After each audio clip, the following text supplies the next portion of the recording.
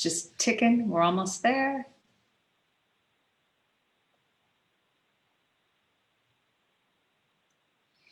And we're live. So excited for our virtual live election bit where we're going to talk about voting rights. So on behalf of the Center for Disability Leadership and the Center for Family Involvement at VCU's Partnership for Disabilities, welcome to this discussion. I'm your moderator, Erin Croyle. I'm a journalist by trade, and I serve as the communications specialist for the Center for Family Involvement. But enough about me. Today we're going to talk about politics. If you don't know the expression, all politics is local, coined by Congressman Tip O'Neill in the 1980s, you should, because it's important. In the United States, so much emphasis is put on presidential elections every 4 years that we see far less turnout in the years in between those general elections. But who we elect on the state and local levels have a huge impact on our everyday life. And oftentimes it's more so than our president. So these local and state legislators, they can impact national policy as well. So I know we're all tired from the roller coaster that was 2020 and the rough start to this year as well. But that's why we have to start thinking about November now. Virginia's governor's race is underway, and so is early voting. So now's the time to know the issues and understand your voting rights. That's why we're joined by Colleen Miller, the executive director for the Disability Law Center of Virginia, Miriam Washington, who is a disability community advocate, and Lynn Fetter, a voting rights champion and a Master of Social Work intern here at VCU's Partnership for People with Disabilities. So we want to cover all these bases. We're going to dive right in. Lynn, I want you to tell us why this conversation is so important. Yeah, so I think you kind of touched on it earlier. I think that, turnout among people with disabilities is even lower than turnout among general people for these sort of lesser known sort of state and local elections. And so I think it's really important to let people, and especially people with disabilities, know, like, what are my rights?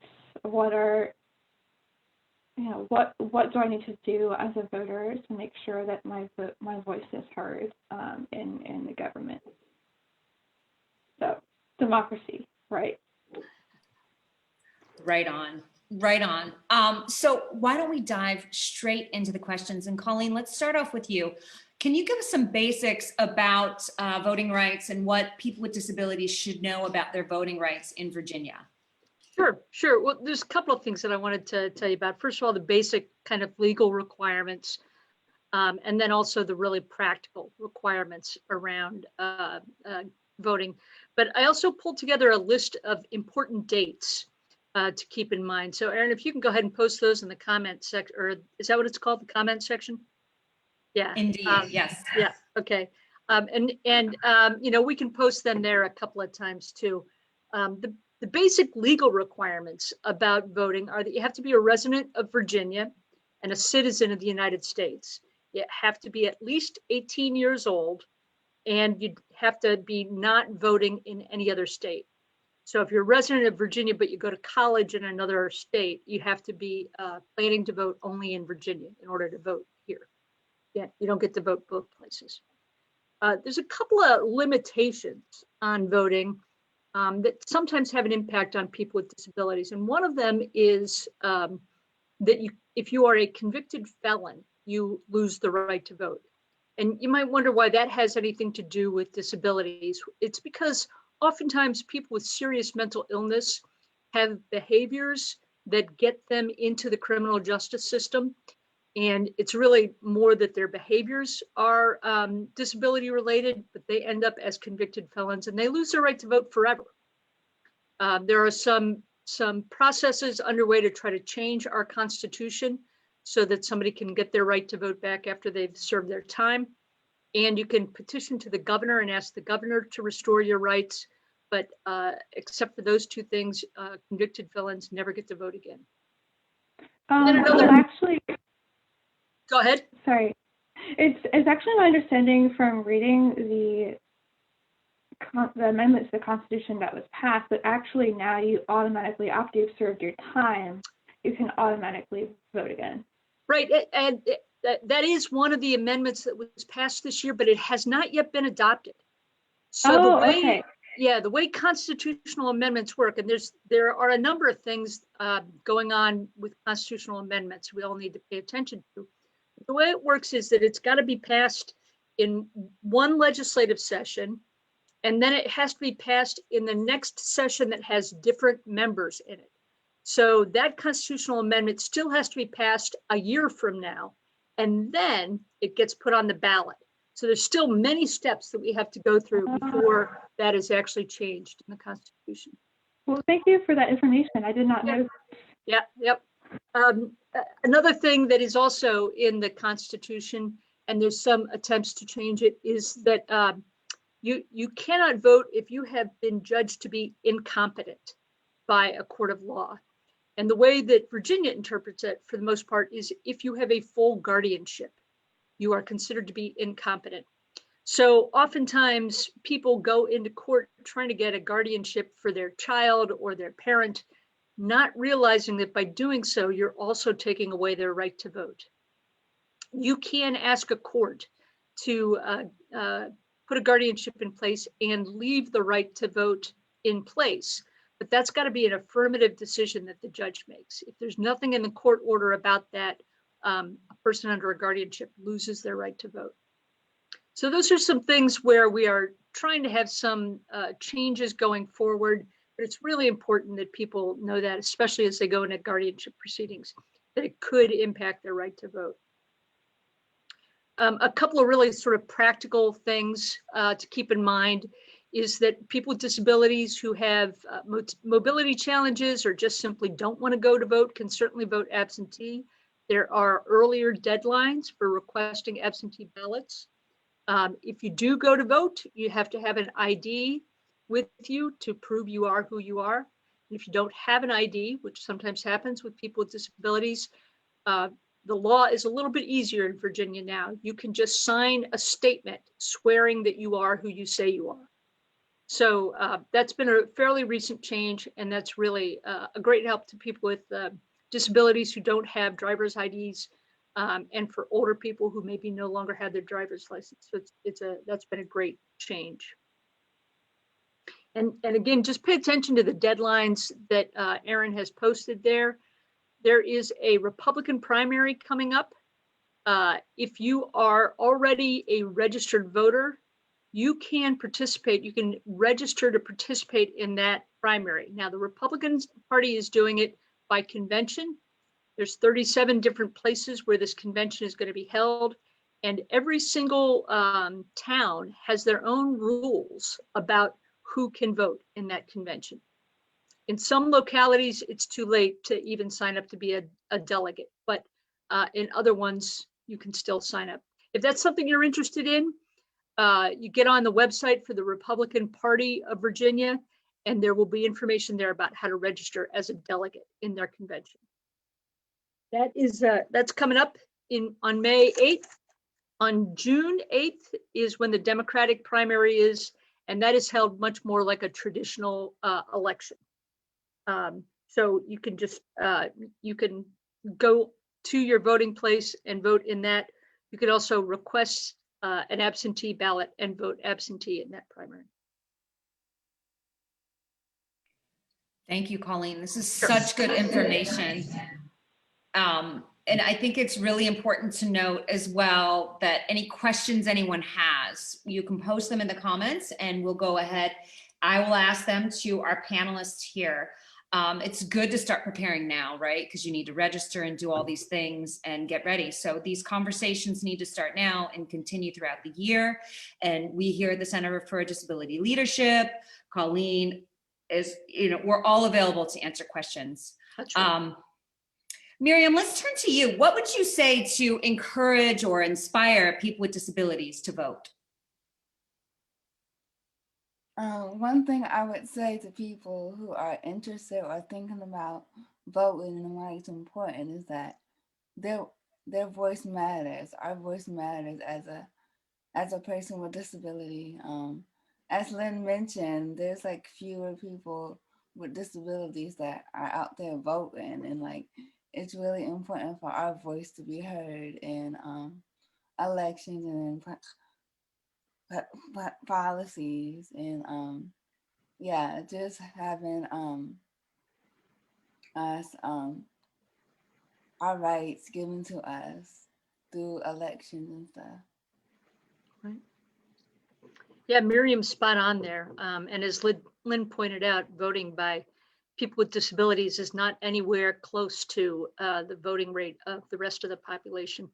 And that's kind of weird because government does a lot of stuff that affects people with disabilities. They make decisions about Social Security and Medicaid and accessible bus routes and curb cuts and all sorts of things, down to the very, very, local things. And it's everything government does affects people with disabilities. We really, really need to be out there voting so that people are paying attention to these issues for us. Absolutely. It's amazing how much you can see happen with your votes. And again, especially in the local elections. Miriam, what are some barriers to voting that people with disabilities face and that you face personally? Yeah, I think just looking at like the pandemic has been like really unique challenges to vote in. Like when I voted in the November election, I had to have people come to my house to sign the signature thing, and I feel like because I'm like immunocompromised, that risked me during like COVID situations. And sometimes I just feel like there's not enough like advertisement, I don't know how to describe it, about like absentee ballots. Like I feel like during COVID there was more advertising about absentee ballots, but like before that it was not much. I know it's Yeah, interesting. I think Oh, go ahead, Lynn. to add on to that, I think that's one of the like sometimes hidden blessings of something like COVID, where we do get more exposure to like learn about, how do we vote? What are our options to vote? We learned a lot more about that because of COVID. So yeah. And I also think when we think about another option for people with disabilities to vote, we have curbside voting. And actually there was, from what I understand, a policy that was passed this General Assembly that that there's a policy passed this General Assembly that allows people, all people, to vote curbside if there's a public health crisis happening. So that's pretty cool that that's kind of becoming even more sort of mainstream, and I'm kind of hoping that that will expand for everyone in the future, because I think it'll make people more likely to come out if they can just stay in their car, because people are sometimes lazy and don't want to come out. I find it really interesting, all the things that this pandemic has made accessible that people with disabilities have been fighting for years, and all of a sudden, poof, it happens because everybody needs them. So let's hope that we keep some of them, right, when this is over. Right. So, every state in the United States kind of goes by the beat of its own drum when we look at their individual government structures. Colleen, I'd really like for you to explain kind of briefly what the General Assembly is in Virginia. Sure. Well, as Aaron said, when it started out, all politics is local. And that's really true in Virginia. The election procedures are established by our state legislature, which we call the General Assembly.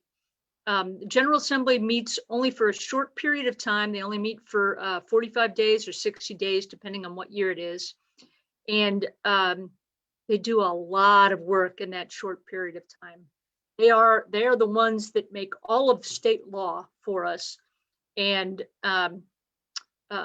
man, they get into the weeds. They do a lot of really detailed stuff in Virginia code.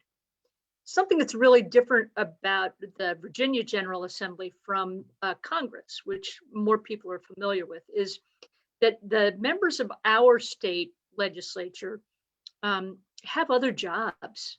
This is not their full-time work. They are insurance salesmen and lawyers and high school teachers and people, retirees, some of them, but they have other jobs that they do, which is really great because it keeps them in better touch with real people.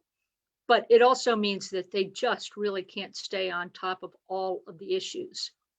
And I think that's really important for people with disabilities to remember, is that if you've got a really important issue or you've got something that is affecting your life, don't assume that your legislator understands that. You maybe will have to take the time to meet with them and explain to them what your life is like and why this makes a difference to you. I have found that almost everybody in the legislature is open to having those kind of conversations with people.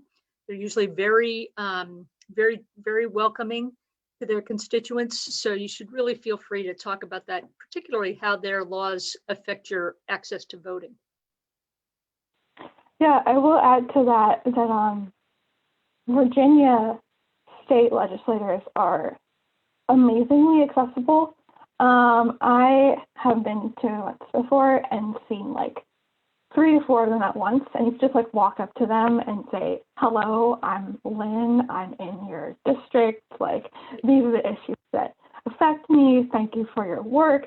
Like, they're so accessible, and I think, as people with disabilities, we can really make a big difference, because the people that come forward and say this is something that affects me, like that sometimes changes people's minds, and makes them aware of something that they're not aware of, and they remember you because my district, my House of Delegates district representative, he was like, "Yeah, I remember you from 2 years ago," and I was like, "What?" so they do remember you if you walk up to them and you say, "Hey, this is something that affects my life." So I think it's just good to remember that they're very accessible. One of the things I think that kind of scares people is that we watch some congressional hearings on TV, and we can see the congressmen and the senators being really aggressive with people, really asking hard questions. But that's not how Virginia legislators behave with their constituents. They are genuinely happy to hear from you, really glad to learn from you. And so, as Lynn said, you can ask them to have a phone call. You can have a Zoom meeting with your congressperson or with your delegate, and they're really going to be very, very welcoming to you all year long, even when they're not in session.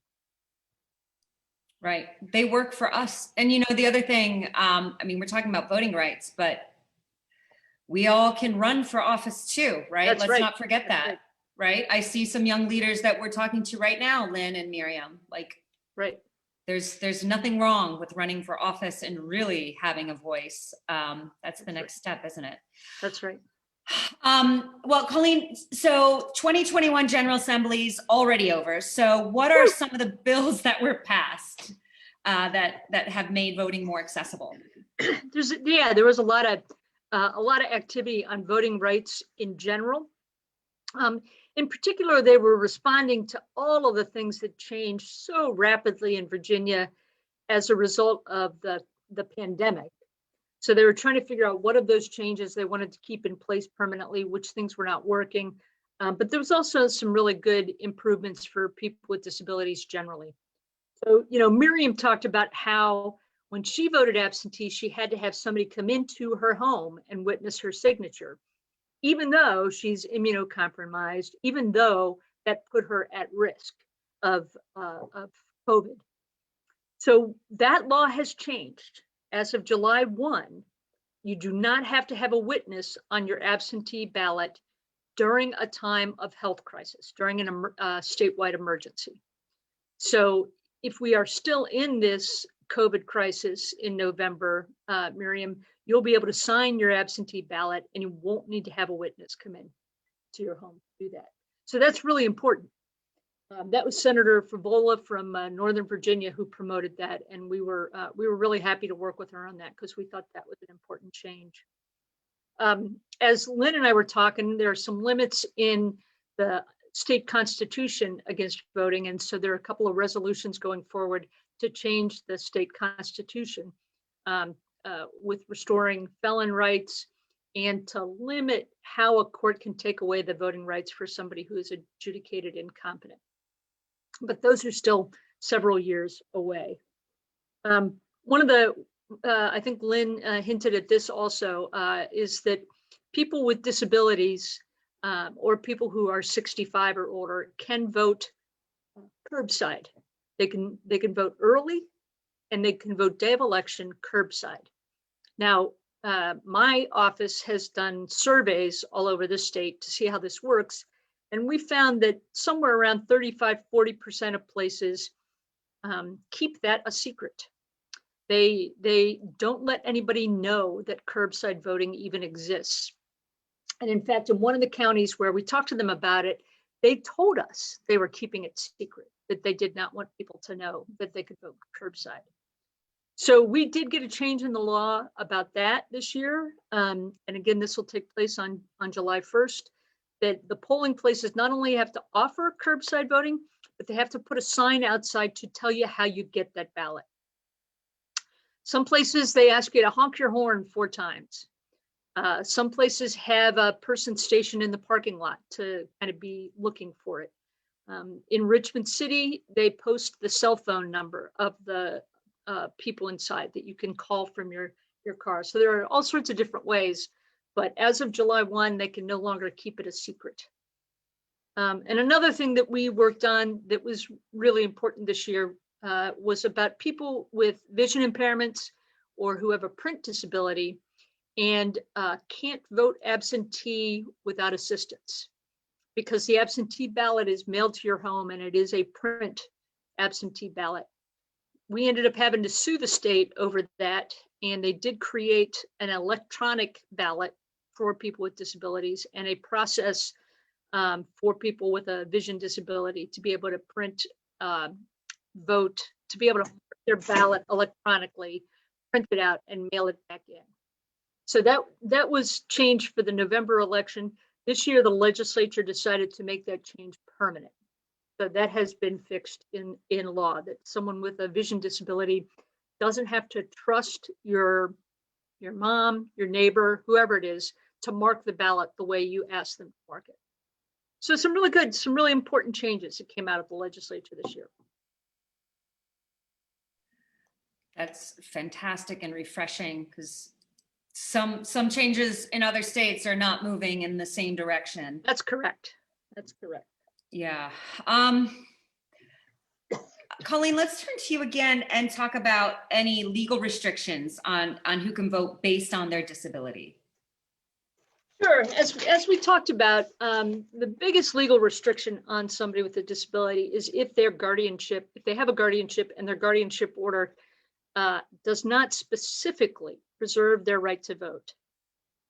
Our state law says that guardianship should only be put on in the most limited capacity necessary. But what actually happens when you get into court is that courts tend to put the full guardianship on people. They do not, we do not see courts exercising the limited discretion that we would like to see. And unfortunately, that often means that the person loses their right to vote.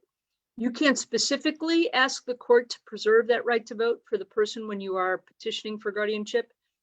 And sometimes that works, not always. Sometimes the courts feel like they know better and they take away that person's right to vote anyway. The other limitation I mentioned at the top of the hour was that someone who is a convicted felon right now loses their right to vote forever. A convicted felon can petition the governor to have their rights restored. And we've had some governors in the last decade or so who have been really very liberal in having voting rights restored. And I would say governors on both sides of the aisle have been very good about restoring voting rights. I don't think anybody really believes that that constitutional provision is fair or appropriate. And it's just a really complicated process to change it. You know, other limitations are the really practical ones. You know, we still see polling places where you have to walk up steps to get inside. We still see polling places. When I went around in November, I went to one and I asked them if they had polling equipment, voting equipment for somebody with a vision impairment. And they pointed to a box over in the corner and said, yes, it's in there. So, you know, if you go in to vote and you don't have all day for them to set that up for you so you can vote, then you're out of luck. So there's some really practical consequences. I remember last year in November, what a lot of the advocates were saying was make a plan for voting. And honestly, if you're going to need some kind of assistive technology, if you're going to need a lower desk in order to vote from your wheelchair, if you're going to need to have headphones and have the ballot spoken to you, call that election registrar in advance and say, I have a disability, I'm voting at my local elementary school, and you damn well better have it all set up for me when I get there. You don't have to say damn well. I wanted to circle back a little bit to and ask you a question, actually, Colleen, because I'm not sure about this. I understand that it's my understanding that when a judge says that you need a guardianship, that sometimes it can be really hard to get out of a guardianship arrangement. In fact, it often is. Is that correct? Oh yeah. The Disability Law Center has helped people get their guardianships either removed or moved from full to limited guardianship. But it's a complicated procedure and it's expensive. Our lawyers here don't charge people by the hour, but if you've got a private lawyer, they would charge by the hour for that work. And it's a complicated process to do that. And of course, we can't represent everybody who asks for our help. We can only help, about a dozen people a year. And I think that's important too. And I feel like that's a whole other conversation we should actually talk about having, talking to parents about how complicated those are. And sometimes it's not the best thing. And, right. There are a lot of other alternatives. Right. You do not have to go to guardianship. So I'd be happy to have that conversation sometime. All right. We'll put that on the list for Okay. sure. Okay. But for today, and Lynn's looking like, don't you dare, we want to talk about voting rights because this is so important. And I'm really glad you mentioned, I'm glad you said the word damn, because I think it's important to stress the importance of demanding your rights, because these are our basic civil rights. And so often, it's just, we're just turned away. And I think, Miriam, I would love to hear from you. I would love to have you talk about how the way society perceives and treats people with disabilities and how that affects voting and access to voting. Yeah, I just feel like the way society perceives people with disabilities as this big tragedy, like, oh my God, it's like, you're disabled, how do you deal with it? Like, I've gotten many times, like, if I had this disability, I would kill myself. Or like, Right. like we're just so separated from like the average person. It's like we're less than, and like I just feel like it affects voting rights because people don't hear our voice within these elections. Like they don't, like I feel like society just says that like we don't matter, and we do matter, and like I think it's important for our voice to be heard, and like yeah. Absolutely. Miriam, what you just said really resonates with me, because I've heard people say that, if I don't want to live, if I have to be in a wheelchair, and how ridiculous that is. And I think about voting, for instance, like Colleen said, if there are steps leading up and you can't go in to vote, this thing that, when you turn 18 is this great, amazing thing that you can do to have your voice heard. Society really just sets us up for thinking that this is, a problem, and it's not. Society's the problem, and our structure is the problem. So, I know we touched on this already a little bit, but let's talk about the elections coming up in Virginia, the primaries, and then in November. And let's talk about the issues we should be paying attention to and how we can learn more about where candidates stand on civil rights for individuals with disabilities. Lynn, I'm going to look to you because I know you're a bit of a policy wonk here, and you kind of out on this. Could you just quickly repeat the question? I'm sorry. It's okay. It's 2 questions. So I'll start with just what are some of the issues we should be paying attention to as voters who want to, fight for the civil rights for individuals with disabilities? Like in the future. Coming up, yeah, like this year. Like what are some things that you've seen and whatnot? Yes.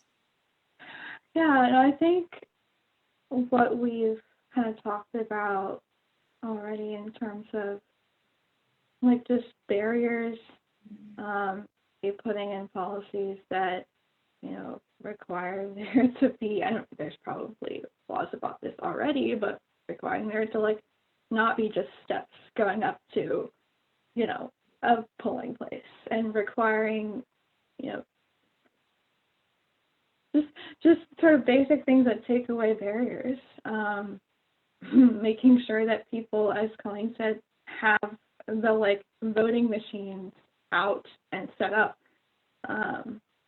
One of the things that I think in the future needs to be a thing is that we need to take away the limitation on voting completely for people with disabilities under a guardianship arrangement.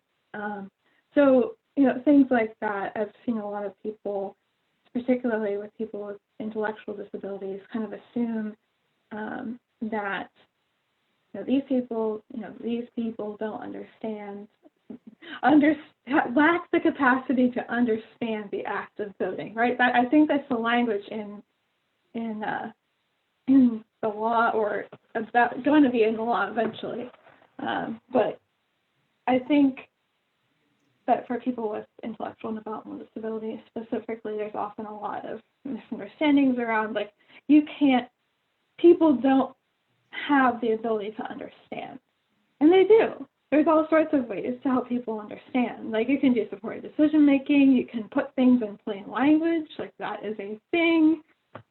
This is one of the reasons why I'm very passionate about plain language, because you can let people know of their civil rights if you just explain it at a level people can understand. And it takes a little bit of extra work, but these are people's civil rights here. So, and I think we need to expand and think about, how can we communicate things so that folks can understand. That was kind of a long-winded answer, but yeah. Can I ask a follow-up for you, Lynn, and maybe Miriam as well? So once the primaries are over and the general campaign starts, we're going to start to see all sorts of TV ads for the candidates on both sides. They'll start to have debates and public forum and stuff like that. And I'm wondering, what kind of issues do you hope they talk about during those debates? What kind of issues are you really, the issues that matter to everybody matter to people with disabilities as well. But are there special issues that you're hoping that they're going to address during the campaigns? Do you want to start with that, Miriam? Do you have anything that you want to say? You're on mute. You're on mute. I'm still thinking, sorry. Like okay. one thing that I can imagine that matters, and it's still a little bit shocking that it still matters, is access to healthcare. Medicaid, and right. Go ahead. I was about to say, I think the scary thing for me is that people don't have healthcare. I mean, healthcare is super important, especially people with disabilities, people who maybe don't qualify for Medicaid but need support, need healthcare. Like healthcare should be a basic human right, so I'm looking for them to address that. Honestly, I'm just looking for them to care about people with disabilities, because candidates don't talk about disability rights, and it's so rare. And every year, for the past few years at the Democratic Convention, there has been some mention of that, but that's nationally, right? In a lot of state politics, is even more rare to hear about people with disabilities. I think there's been some good policy that's been through on disability rights, but I think during campaigns there is not very much representation or mention of people with disabilities. So I don't even think in terms of like specific policy issues, although healthcare is really important. But I honestly just want to see more politicians and candidates paying attention to like, hey, these people are important for me to reach out to. And that kind of goes back to what Miriam was saying about how, you know, people have these attitudes like we're not important, and we are, and people should address that. What would you think if we started asking every candidate, what do you plan to do to hire people with disabilities in decision-making positions? What do you plan to do to hire people with decision-making responsibilities as secretariats or deputy commissioners, or people who are going to be making big decisions? How are you going to make sure that those include people with disabilities? What do you think the candidates would say if we started asking about that? I think that they maybe wouldn't know what to say because maybe they haven't thought of that before. And I think maybe they just say, thank you for, hopefully they'd say, thank you for raising that to my attention, right? And I really think that people wouldn't have an answer because people just don't pay attention. Right. Yeah. What if we were to say, people with disabilities are unemployed at a much higher rate than the general population? What's your plan for making sure that people with disabilities are fully employed? Do you think that they would have a plan?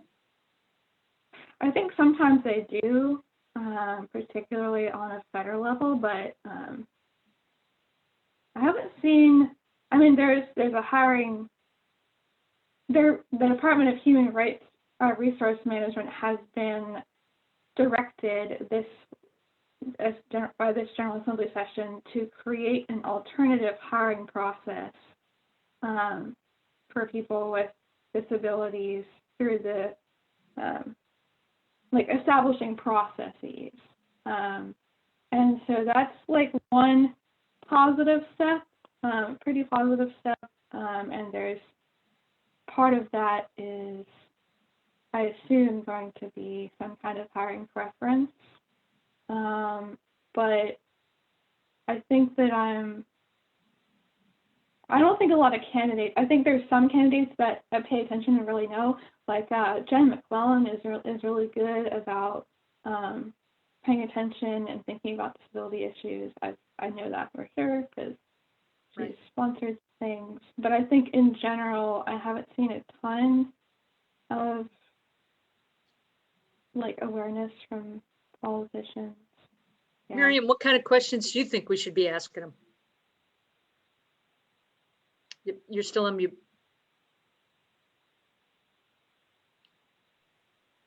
I don't know. Has anyone ever had any trouble at DMV? Should we ask the people who are running for governor what they're going to do to make DMV more accessible to people with disabilities? I just think that if we ask these really specific, hard questions, they're not going to have a clue how to answer them, but they will start to think that they should. Just by asking the question, you will make them think about something that they never had to think about before. And I think part of that is, some of these questions these issues that Miriam raised about lots of different things, you can flip that, and instead of educating them, ask them the question first and then educate them based on their. So I think there's ways to sort of, to come up with questions to ask them based on what you're going to advocate for. Right. Yeah, it always helps to ask a question if you already know what the answer should be. Yep. And throw some stats out there as well. Right. Colleen, I love what you're asking because, you know, I feel like in Virginia, especially, and rightfully so, we focus so much on the waiting list for the waivers and the Right. DOJ settlement. And we push on those, but we then get in the weeds on the other basic issues. Right. And putting the pressure on the candidates. I'm sure they have canned answers about the waivers, but yeah, if you venture away from that. You know, the thing is that, especially as you're talking to the governor or the candidates for attorney general, they by themselves, they can't change the funding for the waiver. They can't change how many people qualify for the waiver. So, you know, sometimes it helps to ask them a question about something that they alone can change, like who they're going to pick to be in their cabinet, who they're going to hire for these high administrative positions. That's something that the governor all by him or herself does. They don't have to get any approval from the legislature on that. But getting enough money for the waivers for all of the people who are on the waiting list, that's something that's got to be done by the governor, by the Senate, by the House of Delegates. It's a more collaborative process than an individual process. Yeah. And, you know, again, so this is the Center for Disability Leadership and the Center for Family Involvement that are hosting this. And if anyone has questions, please do put them in the comments. We'll ask them. Got some very knowledgeable people. But also, you know, this is leadership. We're talking about leadership. And I love that we're talking about, you know, pushing for positions in government roles because, yeah, you can run for office, you can work for office, you can work for our local legislators. Why not push for that? Right. And, you know, push for accessibility from the inside so they can see where, you know, there should be a ramp and not steps, and there should be closed captioning and ASL interpreters and all of the things. Right. And Erin, you just gave me a great idea. I mean, if somebody's like a policy wonk, like Lynn, you know, maybe you volunteer to work with a legislator. Contact them and say, could you use some free help? I'd be happy to work in your office during the session to help you deal with disability issues. Yeah, I also, as we're talking about representation, I'm wondering, Miriam, actually, what it would mean to you to see people with disabilities in higher government positions, and maybe, you know, Black people with disabilities. What would that mean to you? It would mean a lot to me to see that as a Black disabled woman. Like, I just feel like it's very necessary to like be represented in government, and just having someone that has like the same experience or similar experience as I do, and to like be that voice. Yeah, I agree. It would be powerful. And necessary. I mean, Miriam and I were talking before we went live about that, you know, and we hear so often, you know, representation matters, but everything is so siloed. It's disability community, it's Black community, it's LGBTQ community, and we're not going to really change much unless we come together and really, you know, get it done together and have the voices that represent more than just one thing. And I feel like even with the disability community, we do that. And I say this a lot, but it drives me bonkers, right? My son has Down syndrome, and there's this huge Down syndrome community. But then we forget about someone with a diagnosis that has no community. It's super rare. So where's their people? I mean, we are each other's people, you know? I think when we talk about representation in government too, and we forget that, you know, we say all the time representation matters, but do we really act on that? Like, are we talking the talk and walking the walk, or are we just saying that because it's politically popular, right? Right. And then you think about the socioeconomic issues, right? So you have legislators who don't get paid for what they do in Virginia, who have a second job, So most of them probably have pretty good jobs, and they're probably out of touch with the experience that many people with disabilities have, which, you know, you can't have a job that makes much money. Colleen, I'm sure you know the stats on this stuff rather than me, but. Well, so they do get paid a little bit. It's just not their full-time job. Right, and they have money for staff as well, right? Right, but not very big staff. So they usually have one legislative assistant, and then during the session, they have a secretary who answers their phone. Right. So let's talk about the future. So what should we start advocating for now for next year's General Assembly session? You know, we're looking to November, we're looking for advocating. How can we build on this year's new voting laws? And anyone can take this. So I think personally, actually, as we were talking earlier about COVID and some of the good things that have come out of it, I would like to see some of these accessibility things to be made. Like why do we have curbside voting just for people with disabilities and people with physical disabilities? Like, why can't we make it universal and permanent? Like, why can't everyone just vote curbside? That would be easy, and it would be, you know, it's like they could make a system, like it's kind of like Chick-fil-A. You go through, you know, it's like it would just be, you know, and it would help normalize, you know, the idea of curbside voting. And then I always think as much as we can normalize stuff that people with disabilities experience, I think that, you know, that's a good step forward. This is a long range goal, but I'd also really love to see the guardianship requirement on voting taken out.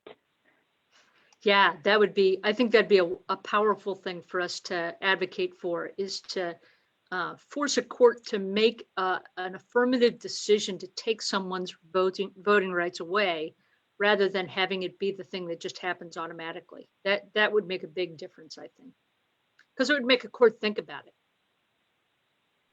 Yeah. Yeah. And it's funny, Lynn, I think about curb cutouts, right, and how they benefit everyone. And I think about curbside voting, and it's kind of like drive-throughs, right? Like, yeah. It's so necessary, and everyone uses it. And we could all use curbside voting, you know, like right. It's just, I kind of, this is off script, but Miriam, I really want to ask you kind of what would your dream be? Like, if you're looking at voting rights and General Assembly stuff, what's sort of a dream thing to have happen? What would be the dream voting scenario? I think when I think we have to like register for absentee voting. Like, I just wish it would last a bit longer. Like, every year we have to like renew it. So I just wish it could last like for like 3 years, because like it's a hassle renewing it. Right. Yeah, that's one thing I really want. Miriam, how about, do you have any dream for the kind of candidates you'd like to be seeing out there? Oh, ones that look like me. Yep. Lynn, what about you? Yeah. Yeah, no, as we're talking about what Miriam said with, you know, being able to keep your absentee registration for longer term, there are some states where they actually just send you an absentee ballot, you know, for they just, as long as you're registered, they just keep sending them to you. And so, you know, long range, I think that would be an awesome goal. I tend to look way too far into the future as a sort of idealist. But I think, you know, these little steps towards that, like maybe instead of 3 years, we start with 1 year, and then we go to 3 years, and then we convince people down the line to do, you know, automatic send everybody an absentee ballot. So I think there's things to kind of build on too. And also with the public health thing, with the witness signature requirement just during a public health or like emergency situation. I think that if we were to, I think the original bill was just taking it away completely. And I think if we went back to the General Assembly next year and said, okay, this is great, let's build on that and let's take that out completely. Right. Yeah, you're correct. Senator Favola put the bill in to remove that witness requirement, period, in all situations. But as a result of negotiations that happened during the process, they limited it to health emergencies, national emergencies. So we have some comments that I want to go ahead and read. One person said, fairness with IEPs, which, you think about IDEA and education laws. I think that's important to note. Right. There's one person, her daughter is very concerned about supported employment and housing options as she transitions out of high school. Yep. Building relationships is important. Bernadette says that her daughter has an intellectual disability, and the election officials have gone out of their way to be helpful to help. Oh, her good. vote. Yeah, that is good to know. Yep. I know. It's It's refreshing, right? That's that's the exception, not the rule, right? Well, let's hope it's becoming more of the rule. Right. That's what we want. And I think it's important to note too, and we got to wrap it up now, but I do want to add, like, when we go to vote, we think about these issues and we got to keep building, because as someone, I moved from Virginia and I left. I'm in New York State now, but I still work in Virginia. I love my job. I love what I do. But, we think about living with a disability and how if you move to a different state, you have to start over. So when we talk about voting rights and issues, it is so important for individuals with disabilities and their family members to vote and understand the issues, because there is so much work to be done. The fact that you can't move out of state easily without losing benefits, parents can't move easily without losing waivers that their children need with support, all of these things. The society is just so stacked against us as families and individuals that voting is critical, and we need to just keep kind of chipping away at the issues. Virginia's doing really great, right? Like, we've seen a lot of progress recently. Thank you. Right.